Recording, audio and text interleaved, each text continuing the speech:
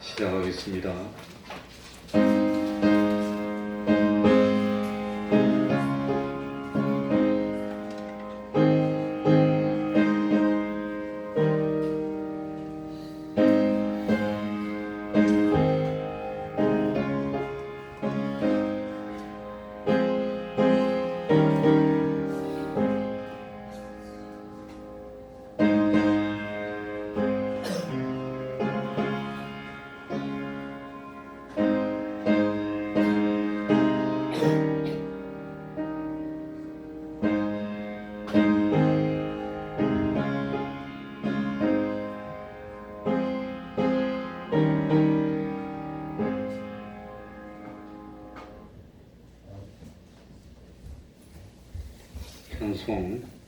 찬송하겠습니다.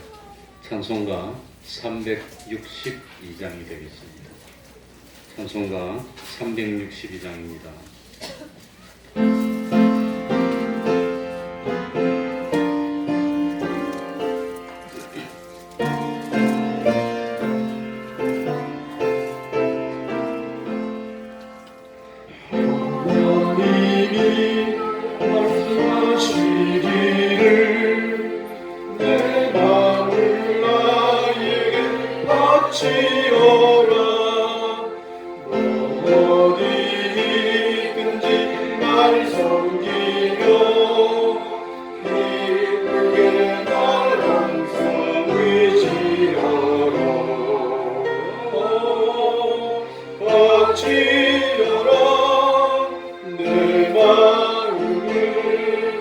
주께서 나에게 이루시네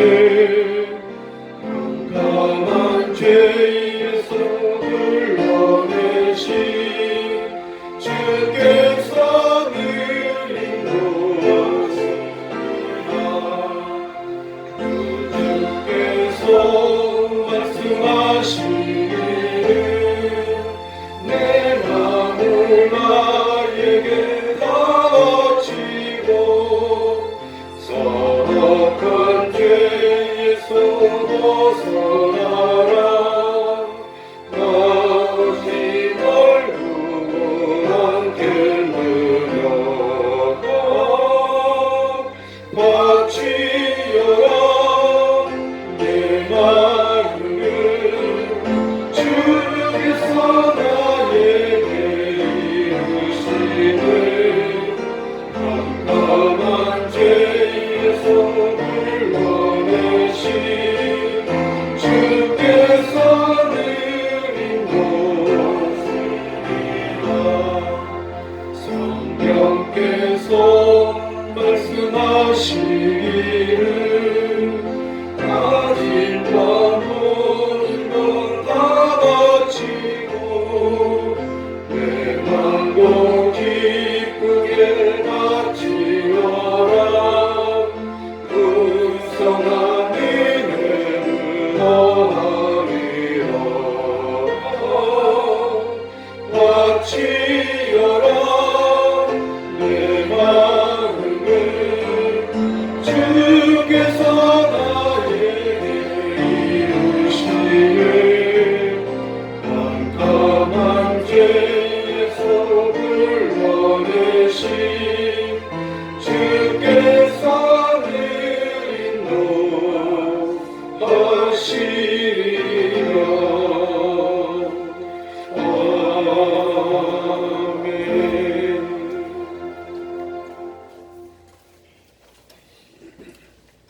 이 시간에는 시편 78편을 23절부터 41절까지 교독하겠습니다. 시편 78편입니다. 구약성경 859쪽이 되겠습니다. 시편 78편 23절부터 41절까지를 교독하겠습니다.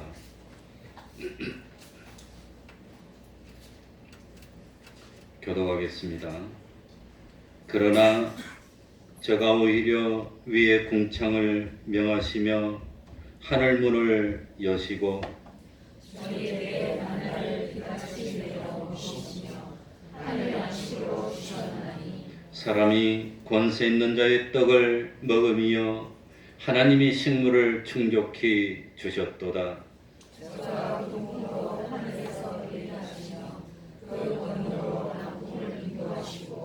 저희에게 고기를 티끌같이 내리시니 곧 바다 모래 같은 나는 새라.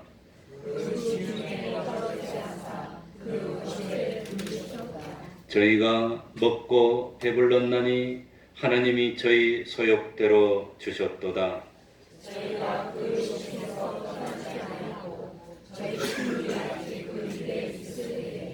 하나님이 저희를 대하여 노를 바라사 저희 중 살진 자를 죽이시며 이스라엘의 청년을 쳐 엎드러 때리셨도다.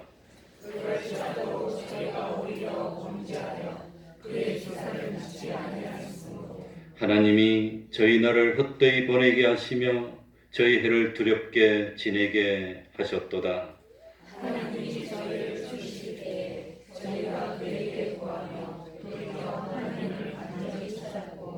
하나님이 저희의 반석이시여 지존하신 하나님이 저희 구속자이심을 기억하였도다.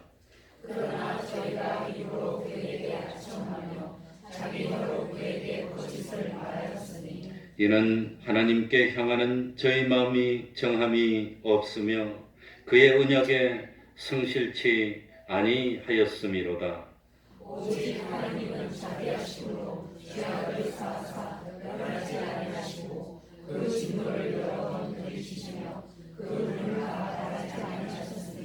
저희는 육체뿐이라 가고 다시 오지 못하는 바람임을 기억하셨음이로다.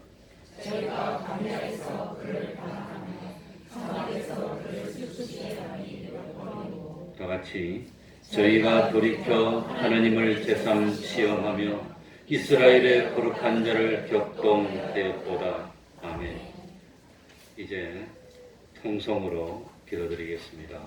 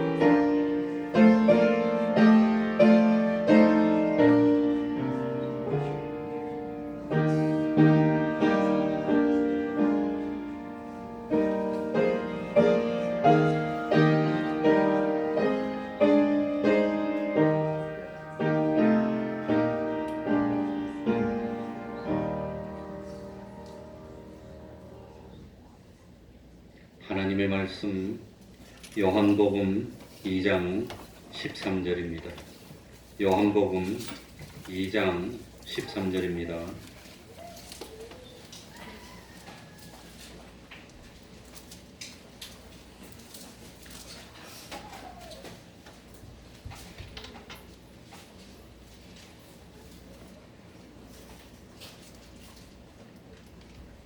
제가 읽겠습니다. 요한복음 2장 13절입니다. 유대인의 유월절이 가까운지라 예수께서 예루살렘으로 올라가셨더니 성전 안에서 소와 양과 비둘기 파는 사람들과 돈 바꾸는 사람들의 앉은 것을 보시고 노끈으로 채찍을 만드사 양이나 소를 다 성전에서 내어 쫓으시고 돈 바꾸는 사람들의 돈을 쏟으시며 상을 엎으시고 비둘기 파는 사람들에게 이르시되 이것을 여기서 가져가라.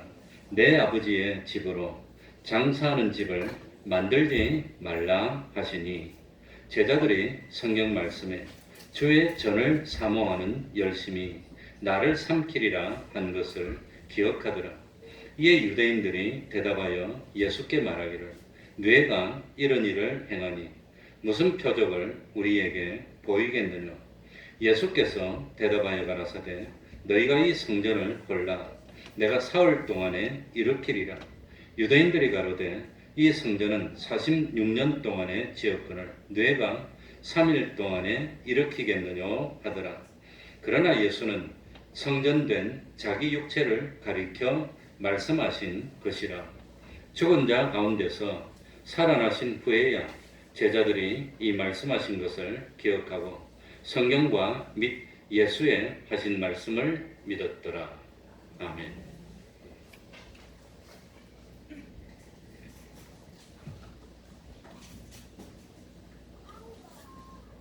6월절을 맞이했습니다.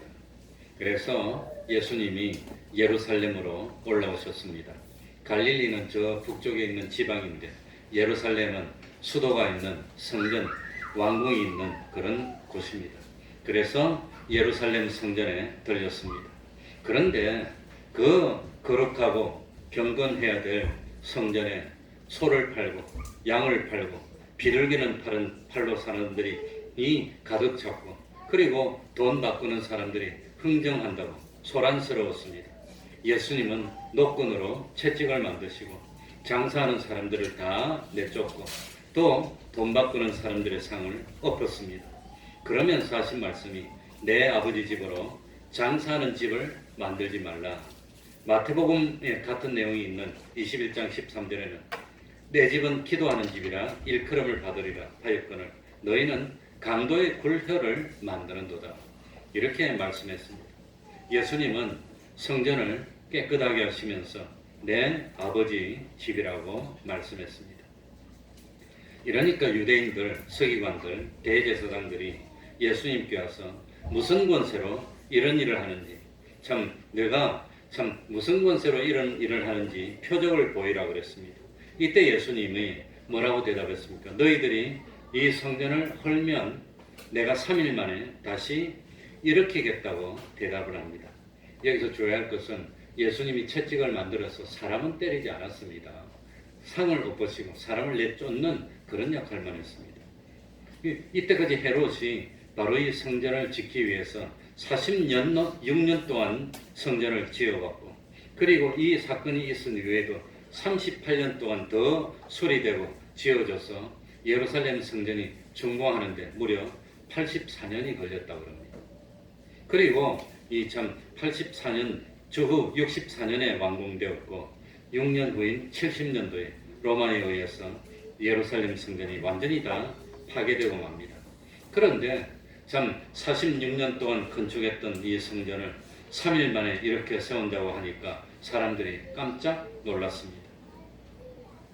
그리고 마태복음에 같은 내용이 있는 그 말씀을 읽어보면 예수님은 성전을 청결하게 한 뒤에 소경과 저는 사람들을 고쳐주고 그리고 또 하나님의 말씀을 가르쳤다는 내용이 나옵니다. 원래 성전은 하는 일이 뭐지요? 구약 시절에는 성전에서 무슨 일을 했습니까? 제사 드리는 겁니다. 제사. 신약 시대에는 성전에서 뭐 하지요? 예배 드리는 겁니다. 예배 드리는 겁니다. 그러니까 성전은 예배를 통해서 하나님을 만나고 죄를 용서받고 전부 의롭다함을 입고 하나님과 합친된 자녀로 불리움을 받았어. 그래서 구원을 이루는 이런 일을 해야 되는데 그런데 예수님이 성전을 보니까 뭐 하는 집이 됐습니까?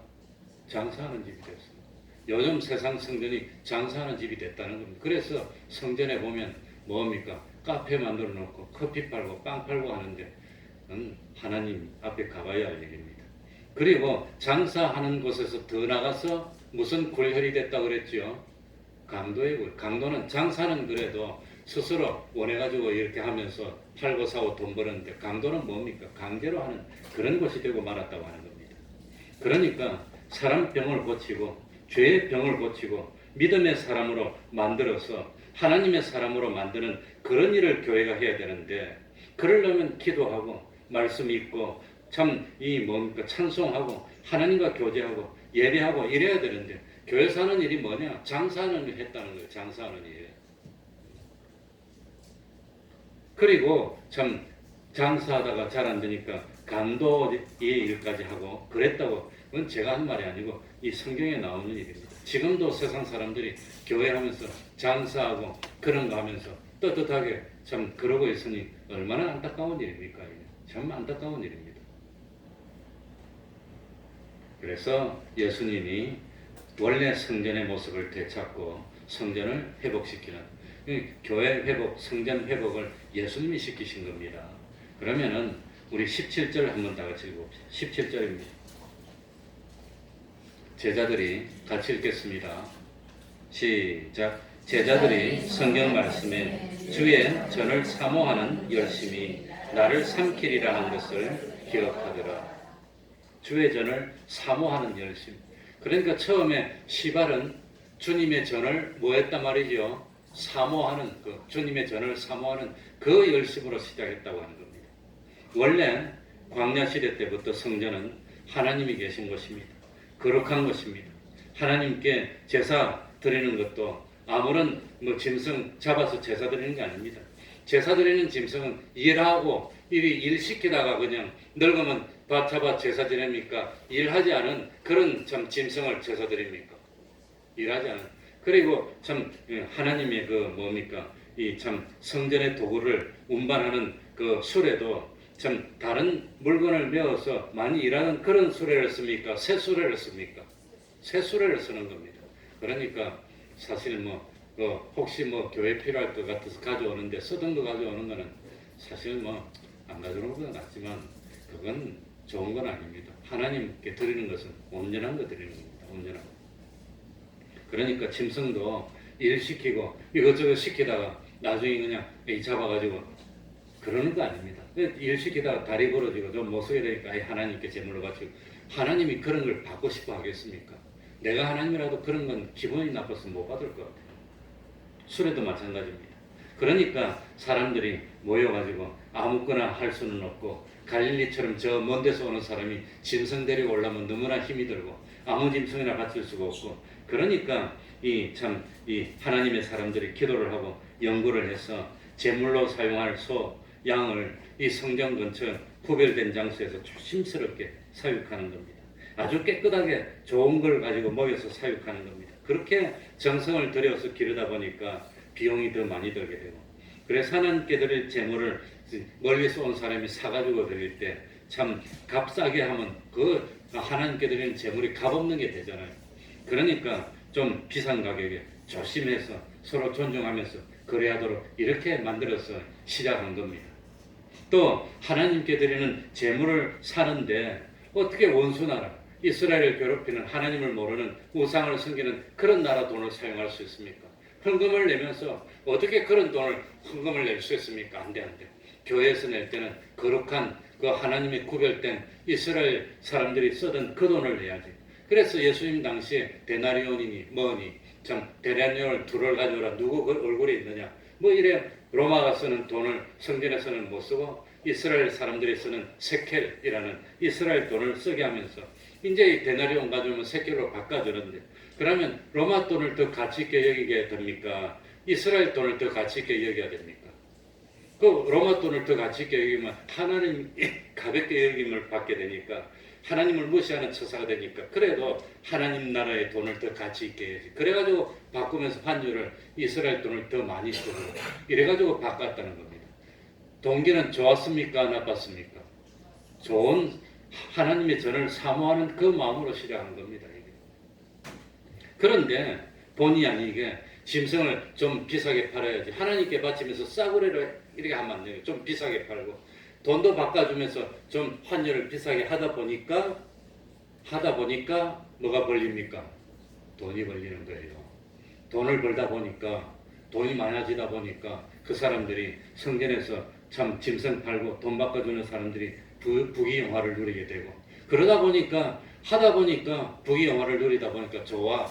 말은 안 했지만 잘 먹고 잘 살고 돈도 많아지고 참 풍부해지고 그러다 보니까 점점 원래 그 하나님의 전을 귀중하게 여기고 거룩하게 여기던 그 마음은 없어지고 오늘 얼마 벌었네, 오늘 얼마 벌었네, 오늘 얼마 못 벌었네, 이거 하게 되더라는 겁니다. 그래서 저도 구체적으로 말하기는 미안하지만 뭡니까 이천동에 있는 온누리 거기 목회자 그 과정이 있어가지고 한 6개월간 배웠는데 그 담당하는 목사님이 그러더라고요. 자기 교회는 1년에 한 번씩 결산하는데 사업부별로 이 독립적으로 얼마나 사람들을 와가지고 얼마나 수입을 올렸나 그걸 뭐 결산한다 하더라고요. 그러다 보니까 목사인지 자기가 사업하는 사람인지 그 구별이 안 되더라고요. 그래, 금년에는 살림을 잘 살았네. 얼마 남았네. 이 참 목사님들이 몇백 명이 왔네. 내년엔 더 오게 만들어야 되는데 어떻게 하면 될까? 뭐 이런 거 생각하다 보니까 이게 하나님의 일이 아니고 사람의 일이 되는 겁니다. 그래서 처음에는 좋은 목적으로 좋은 동기로 했지만 하다 보니까 변질이 돼서 하나님이 진노하고 주님이 진노하게 됐다는 겁니다. 왜 교회가 변질이 되는가?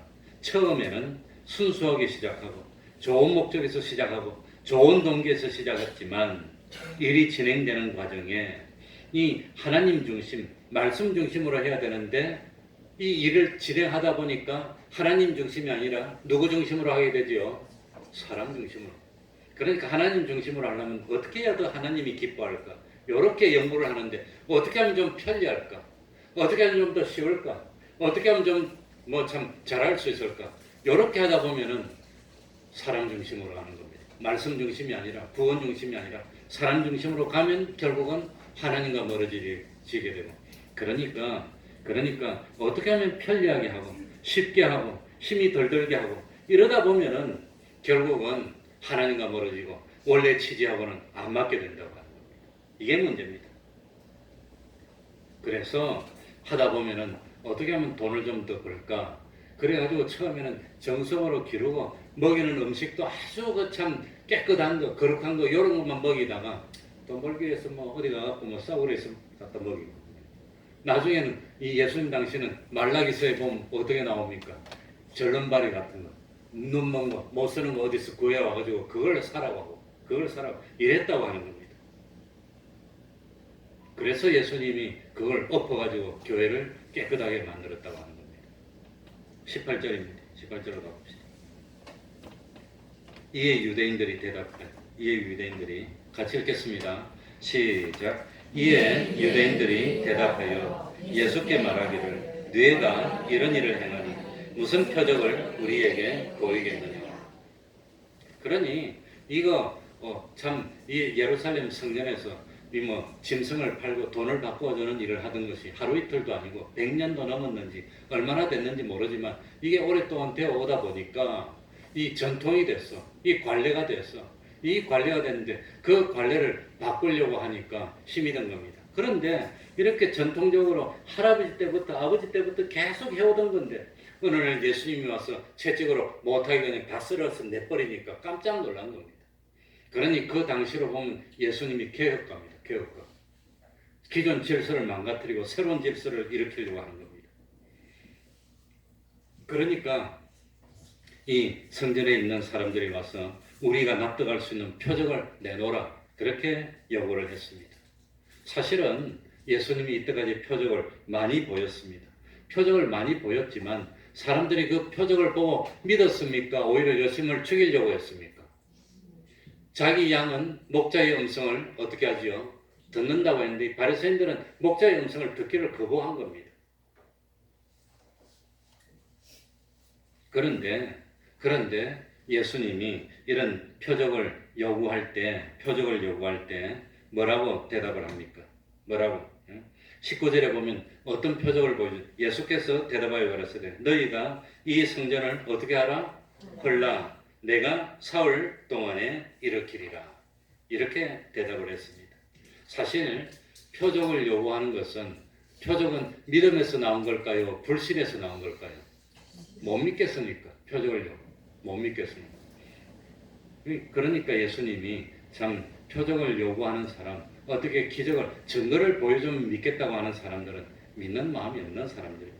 그래서 누가복음 16장에 부자와 거지 나사로의 비유에 보면은 부자가 마지막 소원이 엄부에서 마지막 소원이 죽은 나사로를 살려서 자기 형제들에게 보내주면 혹시 형제들이 믿고 구원 얻을 테니까 죽은 나사로를 살려서 보내주려고 하니까 예수님이 뭐라고 말합니까? 누가복음 16장 3 모세와 선지자들에게 듣지 아니하면 비록 죽은 자 가운데서 살아나는 자가 있을지라도 어떻게 하리라? 고난을 받지 않는다 그랬습니다. 그걸 깨달아야 됩니다. 표적을 보여주면 믿겠다고 해서 표적을 봤는데 제대로 믿는 사람을 거의 본 적이 없습니다. 그러면은 무엇 보고 믿어야 되지요? 모세와 선지자. 모세와 선지자가 뭐 성경 말씀입니다. 당시는 신약 성경이 없으니까 구약 성경을 모세와 선지자라고 했습니다. 그래, 이 표적은 두 가지를 나타내는 게 표적입니다. 표적은 몇 가지를 나타내는 거지요? 두 가지. 표적은 두 가지를 나타내는 게 표적인데 첫 번째는 예수님이 구세주 하나님의 아들이심을 증거하는 게 표적입니다. 예수님이. 두 번째는 뭐지요? 두 번째는 바로 이 예수님을 믿고 구원을 얻도록 만드는 것. 이게 표적의 역할입니다. 그러니까 바리새인들이 표적을 보여달라 그랬습니다. 표적을 보여달라 그러니까 예수님이 선택한 표적이 무슨 표적이란 말입니까? 너희들이 이 성전을 헐면 예수님이 사흘 동안 일으키리라고 하는 그 표적을 보여준다고 하는 겁니다. 그 표적을.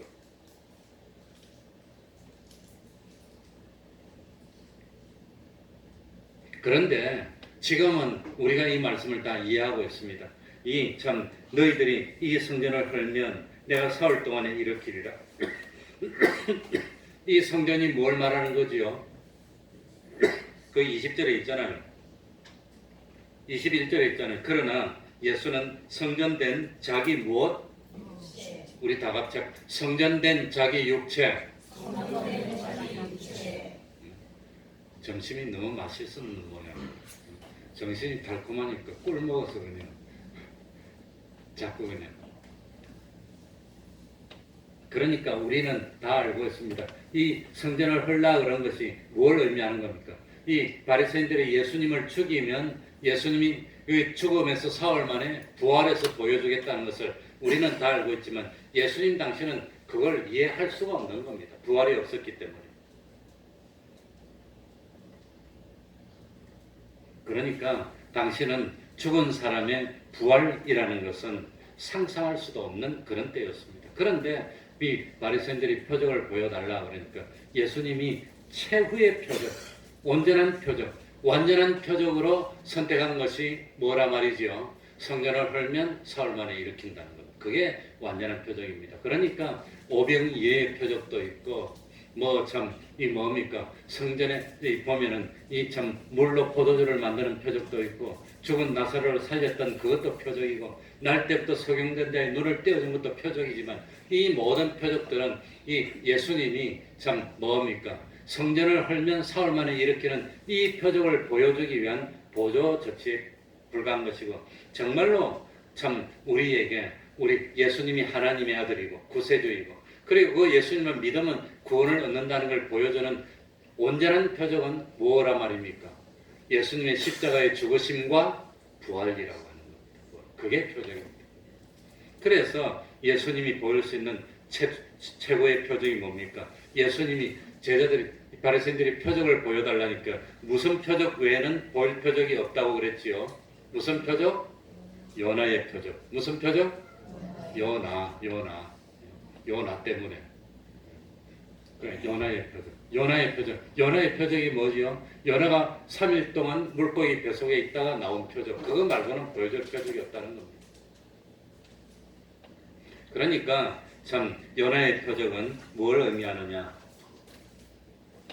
예수님이 참 십자가에 죽으셨다가 3일 만에 부활하시는 겁니다. 그러니까 예수님이 하나님의 아들이라는 걸 증거하는데 최고로 좋은 방법이 뭡니까? 예수님의 죽으심과 부활하심입니다. 우리들이 예수님을 믿고 구원을 얻도록 만드는 최고로 좋은 표적이 예수님이 죽으시고 부활하시는 겁니다. 부활. 그래서 부활의 소망입니다. 부활의 소망. 부활을 믿지 않으면 예수를 안 믿는 겁니다.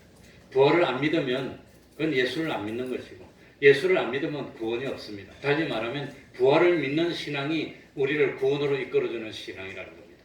믿음입니다. 부활을 믿지 않는 믿음은 우리를 구원으로 이끌어주는 그런 믿음이 되지 못합니다. 그러면 한번 우리 잠 깨고 다시 할까요? 어깨를 좀 펴봅시다. 눈동자를 크게 뜨거우면.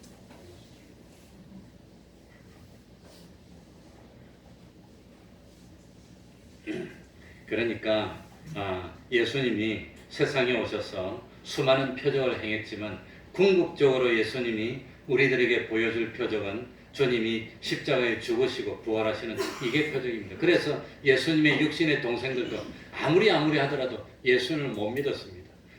마리아는 성령으로 잉태한 걸 자기는 알지만 다른 아들들 말하면 그걸 믿습니까? 어떻게 합니까? 똑같이 자기하고 30년, 25년, 몇 년 동안 같이 생활하던 자기 형인데 또 똑같이 생활하다가 어느 날 갑자기 딱 나오더니 나는 하나님의 아들이니라. 그럼 믿겠습니까? 정신병자라 그러겠습니까? 그거 어떻게 믿습니까? 그러니까 예수님의 동생들이 못 믿었는데, 그런데 나중에 예수님의 동생들이 예수님이 분명히 죽었는데 부활한 것을 보고 그 다음엔 믿었다는 겁니다. 그래서 누구지요? 야고보, 예수님의 동생 야고보도 야고보서를 기록하면서 야고보서 1장 1절에 자기를 누구라고 소개합니까? 예수님의 동생 야고보가 아니고 예수 그리스도의 종 야고보. 자기를 예수님을 형이라 안 그럽니다. 주여라고 부르는 겁니다. 친형제인데 주여라고. 그리고 유다서를 기록한 유다도 예수님의 동생 유다인데 유다서 1장 1절에도 보면 이 예수님의 동생 유다라고 그러지 않고 예수 그리스도의 종 유다라고 표현합니다. 예수님을 형이라고 부르지 않습니다. 주님이라고 부르는 겁니다. 그래서 실제로 예수님을 믿었다고 하는 겁니다. 그러니까 예수님을 예수님이 보여줄 수 있는 최후의 표적은 다른 거 없습니다. 오병이어의 기적을 행했더니 사람들이 얼마나 좋았는지 예수님을 왕으로 삶으려고 했지만 나중에 세상의 인심이 바뀌니까 예수님을 십자가에 못 박게 하소서 하고 부르짖었던 사람이 세상 사람입니다. 그러니까 세상 사람들은 믿고 의지할 만한 상대가 못 된다고 하는 겁니다.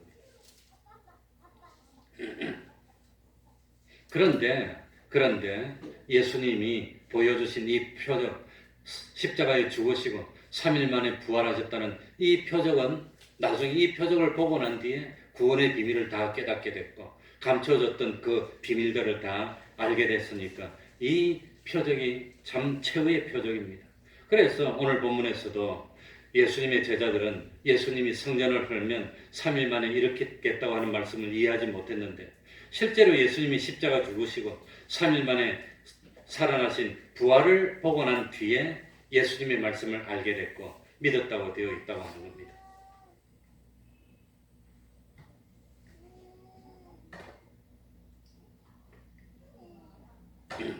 그러니까 많은 사람들이 성전에서 양을 팔고 소를 팔고 돈을 바꿔주고 보고 이게 아닌데 이렇게 하면 안 되는데 하는 걸 알고 있었지만 어느 누구도 말하지 못했고 깨끗하지 못했는데 그런데 와가지고 예수님이 노끈으로 만들어서 이 예루살렘 성전을 깨끗하게 정화시킨 것은 이 교회를 깨끗하게 할 수 있는 권능은 누구만 가지고 있다는 말입니까? 예수님만 가지고 있다는 뜻입니다. 예수님만. 그러니까 원래 성전을 깨끗하게 하고 사람에게 구원의 길을 열어주는 일을 하는 분은 메시아입니다. 하나님의 아들, 구세주가 되는 예수님만 할 수 있는 일입니다. 그런데 참 예수님이 성전에 와서 참 물리력을 사용하면서 이 장사하는 사람을 내쫓고 병든 사람을 내쫓고 그러면서 성전을 깨끗하게 하는 것을 우리 눈으로 볼 수 있도록 만들어 줬습니다. 그리고 난 뒤에 주님이 십자가에서 매달려서 피를 흘림으로 성전을 실제로 깨끗하게 만들어 준 겁니다. 그러니까 성전 속에 장사하는 사람을 내쫓는다고 성전이 깨끗해지겠습니까? 성전을 깨끗하게 한다는 것은 어떤 의미일까요? 어떻게 하는 것이 성전을 깨끗하게 하는 겁니까? 요즘은 오후 예배 마치고 청소할 사람도 별로 없어요. 이제 어찌된 게 그 청소를 다 하긴 하는데 이 쓰레기를 없애고 청소하는 게 깨끗하게 하는 게 아니라 실제로 성전을 깨끗하게 하는 건 첫 번째 죄를 없애는 게 깨끗하게 하는 거예요. 죄를 없애는 거. 어떻게 하는 게 성전을 깨끗하게 하는 거죠? 불의한 우리를 의롭게 만드는 게 성전을 깨끗하게 하는 겁니다. 하나님과 원수된 우리들을 하나님과 화친된 아들로 만들어주는 그게 성전을 깨끗하게 하는 건데 이거는 뭐가 없이는 안 되는 겁니까? 주님의 보혈이 없으면 안 되는 겁니다. 주님의 피가 없으면.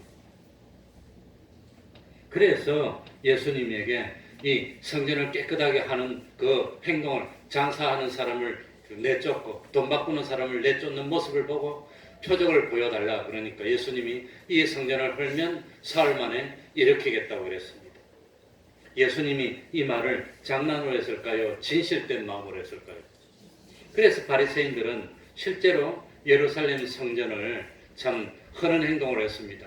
예루살렘 성전 안에서 장사를 하고 또 강도의 굴혈이라는 것은 무슨 뜻이냐면은 이 예루살렘 성전에 와서 이 제사를 드리려고 보니까 이 양들이 벌어먹고 그냥 절름발이고 눈벌고 그걸 사가지고 제사를 드리려니까 참만 못 드리겠어. 이거 말고 다른 거 좋은 거 달라고 하니까 강제로 이걸 안 사면 제사 못 드리게 강제로 막 눌러버리니까 강도짓을 했다는 거예요.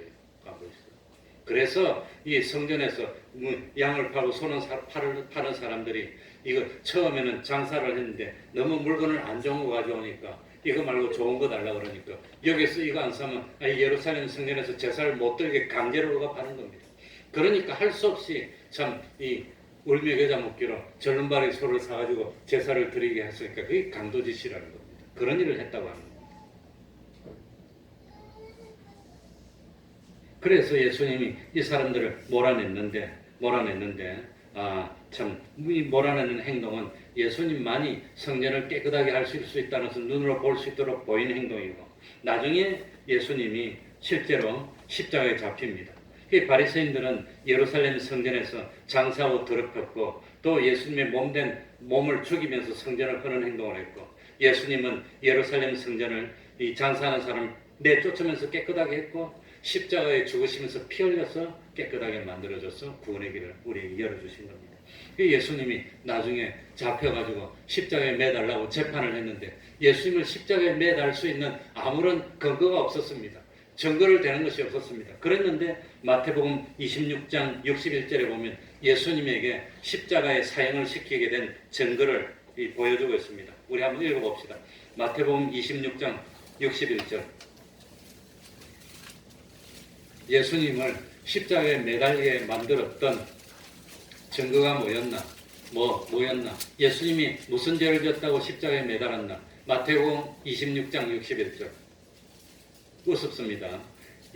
그러니까 과거에 예수님이 성전을 깨끗하게 하면서 장사를 내쫓으면서 표적을 보여달라 그랬더니 예수님이 뭐라고 했죠? 이 성전을 헐면 내가 사흘 만에 일으키리라 이렇게 대답했더니 61절에 가로되 이 사람의 말이 내가 하나님의 성전을 헐고 사흘에 지을 수 있다 하더라.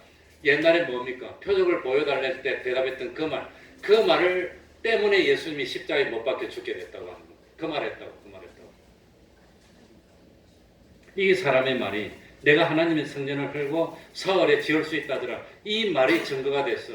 결국은 그 말대로 예수님이 십자가에 매달려서 죽으면서 뭐를 흘립니까?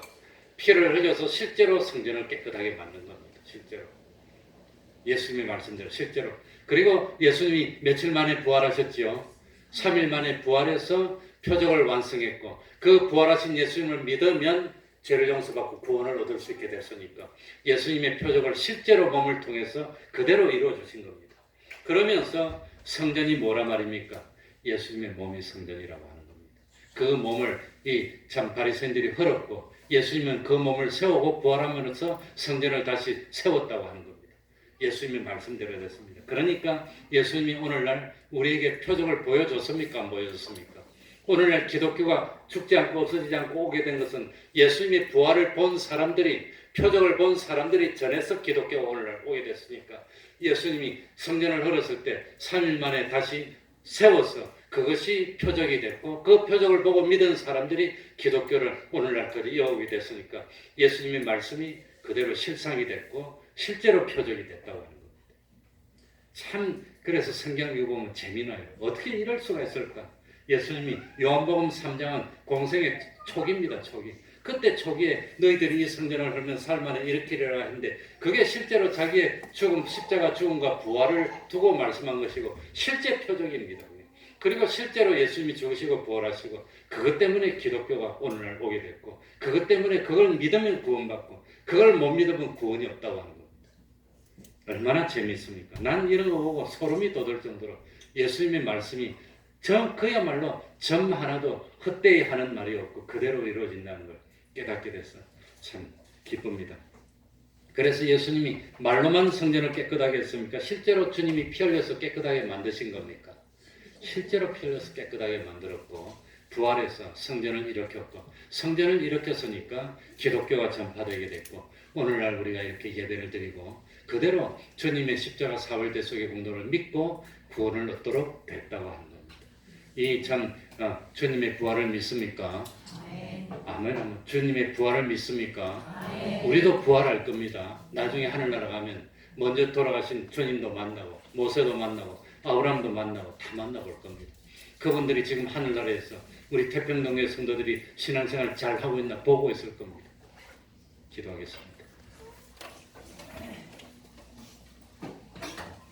하나님 아버지, 주님은 피 흘려서 우리를 위해 주셨는데 우리는 주님을 위해 피 흘리지도 못하고 주님은 하늘나라의 부여를 다 포기하고 내어놓으시고 우리를 위해 주셨는데 우리는 주님을 위해서 내어놓는 것이 하나도 없습니다.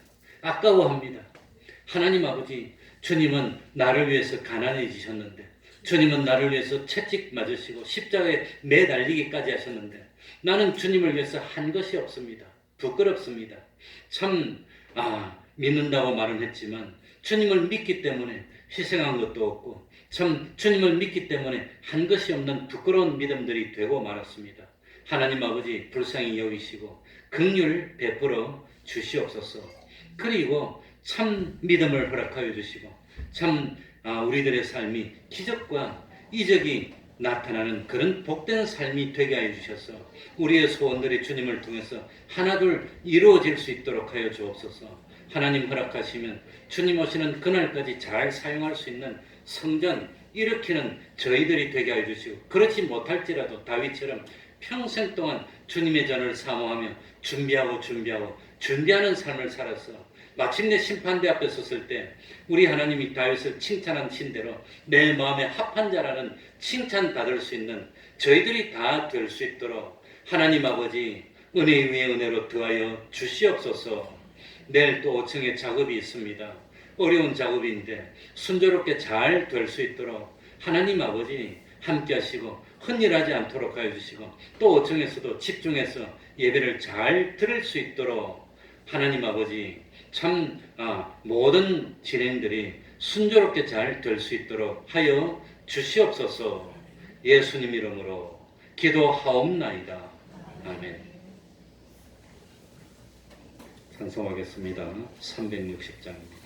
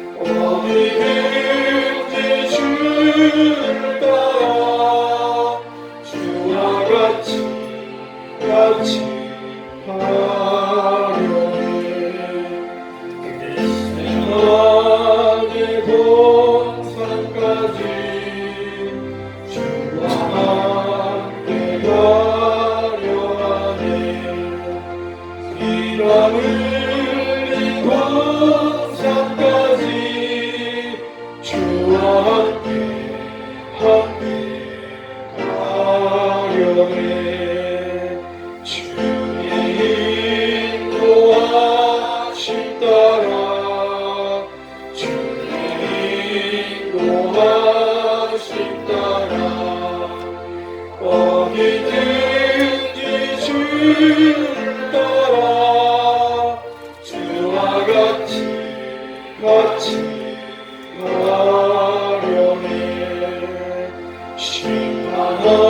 인도하실 자리까지 주와 함께 가려 하네 심판하실 자리까지 주와 함께 가려네 주의 인도하신 따라 주의 인도하신 따라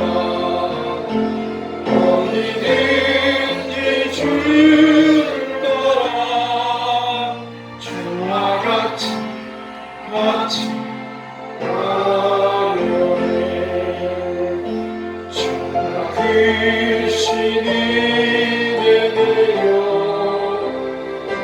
나를 항상 돌아보고 많은 영광 보여주며 나와 함께 하시네 주의 인도하심 따라 주의 인도하심 따라 어디든지 주를 따라 주와 같이